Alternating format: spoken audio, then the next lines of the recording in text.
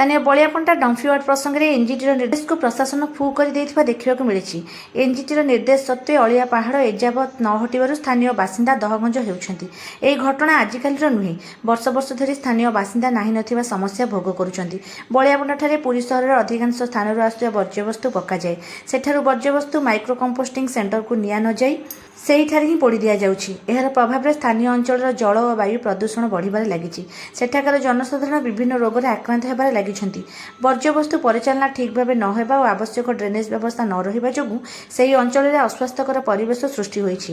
ଏନେଇ ଆବେଦନକାରୀ ଚିନ୍ମୟୀ ଦାସ ଏହି ପ୍ରସଙ୍ଗ ନେଇ ଏନ୍ଜିଟିଙ୍କ ଦ୍ୱାରସ୍ଥ ହୋଇଥିଲେ।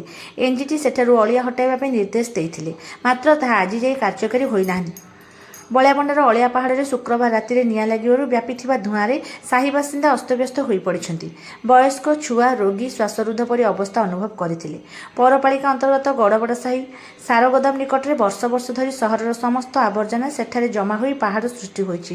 ବିଭିନ୍ନ ସମୟରେ ଅଳିଆ ଗଦା ପାହାଡ଼ରେ ନିଆଁ ଲାଗିବା ଯୋଗୁଁ ସ୍ଥାନୀୟ ବାସିନ୍ଦା ନାହିଁ ନଥିବା ଅସୁବିଧା ଭୋଗୁଛନ୍ତି। ସେହିପରି ସ୍ଥାନୀୟ ଲୋକେ ପ୍ରଦୂଷିତ ପାଣି ପିଉଥିବା ନେଇ କେନ୍ଦ୍ରୀୟ ଭୂତଳ ଜଳ ରିପୋର୍ଟରୁ ସ୍ପଷ୍ଟ ହେବା ପରେ ପ୍ରଶାସନର ଆକ୍ସନ ଉପରେ ଉଠିଛି ପ୍ରଶ୍ନ। ପରିବେଶ ପ୍ରଦୂଷଣ ଓ ଧୂଆଁର ପ୍ରକୋପରେ ଅନେକ ଲୋକ ଗଭୀର ଶ୍ୱାସଜନିତ ସମସ୍ୟାରେ ଯୁଝି ହେଉଥିବା ଅଭିଯୋଗ ହୋଇଛି। ପ୍ରଶାସନ ନୀରବଦ୍ରଷ୍ଟା ସାଜିଛି। ଜାତୀୟ ଗ୍ରୀନ୍ ଟ୍ରିବ୍ୟୁନାଲ ଦୀର୍ଘଦିନ ହେବ ସହର ଭିତରୁ ଏହି ଅଳିଆ ଗଦା ସ୍ଥାନାନ୍ତର ପାଇଁ ନିର୍ଦ୍ଦେଶ ଦେଇଥିଲେ ମଧ୍ୟ ତାହା ଆଜି ଯାଏଁ କାର୍ଯ୍ୟକାରୀ ହୋଇପାରିନାହିଁ। ଫଳରେ 20,000ରୁ ଊର୍ଦ୍ଧ୍ୱ ସ୍ଥାନୀୟ ବାସିନ୍ଦା ସମସ୍ୟା ଭୋଗୁଛନ୍ତି। ତୁରନ୍ତ ଏଠାରୁ ଡମ୍ପିଂୟାର୍ଡ ହଟାଇବାକୁ ଅଞ୍ଚଳବାସୀ ଦାବି କରିଛନ୍ତି।